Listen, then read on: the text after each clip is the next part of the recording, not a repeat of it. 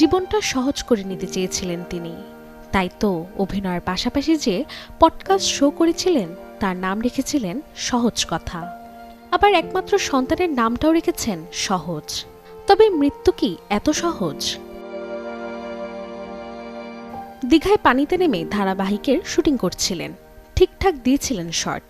দৃশ্যের শেষ সবাই যখন পরের দৃশ্যের জন্য প্রস্তুত হচ্ছিলেন তখন রাহুল ডুবলেন পানিতে।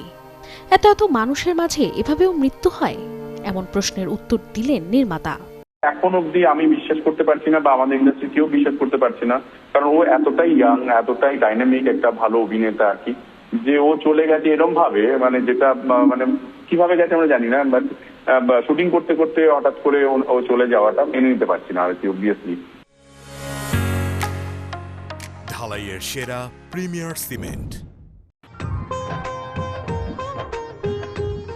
রাহুল অরুণোদয়ের অভিনয়ের শুরুটা 2008 সালের চিরদিনই তুমি যে আমার ছবি দিয়ে। প্রেমের কাহিনীতে তৈরি যে সিনেমা মন জয় করেছিল দর্শকের। তবে বড় পর্দার পাশাপাশি ক্যারিয়ার গড়েন ছোট পর্দায়।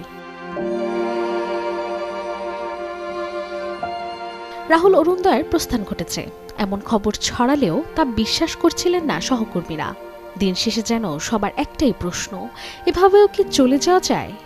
একটা ইউনিট আছে যেখানে শুটিং এর, যে সেখানে যারা ইউনিটের লোকজন তারা তো আছে, একজন তো নয়, অনেকেই রয়েছে, এবং তারা সবাই দেখছে এরকম একটা ঘটনা ঘটছে, সেখানে তারা কোনো প্রোটেকশন নিল, মানুষরা চলে গেল।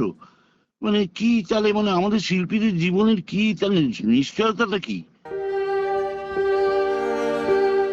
পশ্চিমবঙ্গের বড় বড় তারকাদের মাঝে হয়তো ছোট নাম রাহুল অরুণোদয়, কিন্তু মনের দিক দিয়ে ঠিকই বড় ছিলেন এই অভিনেতা।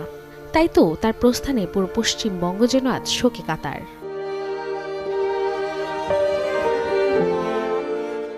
রাশিকা হোসেন, চ্যানেল 24।